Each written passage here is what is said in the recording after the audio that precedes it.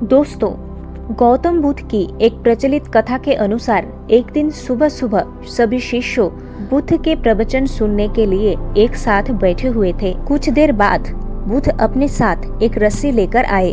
तथागत के हाथ में रस्सी देखकर सभी शिष्यों को हैरानी हुई। बुद्ध अपने आसन पर बैठे और उन्होंने रस्सी में एक के बाद एक 3 गांठ बांध दी।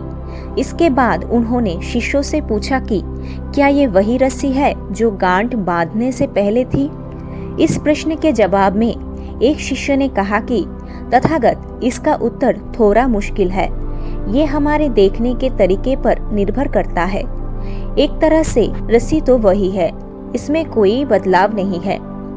एक अन्य शिष्य ने कहा कि अब इसमें 3 गांठ लगी हुई है जो कि पहले रस्सी में नहीं थी। इसे बदला हुआ भी कह सकते हैं। कुछ शिष्यों ने कहा कि वास्तव में मूल रूप से रस्सी वही है, लेकिन बदली हुई दिख है, लेकिन इसका मूल स्वरूप बदला नहीं है। शिष्यों की बात सुनकर बुद्ध ने कहा कि आप सभी सही बोल रहे हैं। अब मैं इन गांठों को खोल देता हूँ। ये बोलकर बुद्ध रस्सी के दोनों सिरों को खींचने लगे। बुद्ध ने पूछा कि क्या इस प्रकार रस्सी की गांठ खुल जाएगी। सभी शिष्यों ने कहा कि नहीं, ऐसा करने से तो गांठ और ज्यादा कस जाएगी। इन्हें खोलना और भी मुश्किल हो जाएगा। बुद्ध ने कहा कि ठीक है, अब एक अंतिम प्रश्न, इन गांठों को खोलने के लिए हमें क्या करना होगा।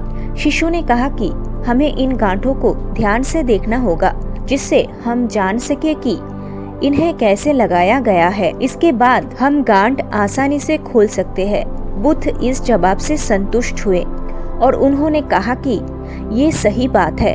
हम परेशानियों में फंसे रहते हैं और बिना कारण जाने ही उनका हल खोजने लगते हैं, जबकि हमें पहले समस्याओं के मूल को जानना चाहिए। जब समस्याओं की वजह समझ आ जाएगी तो उन्हें सुलझाना बहुत ही आसान हो सकता है।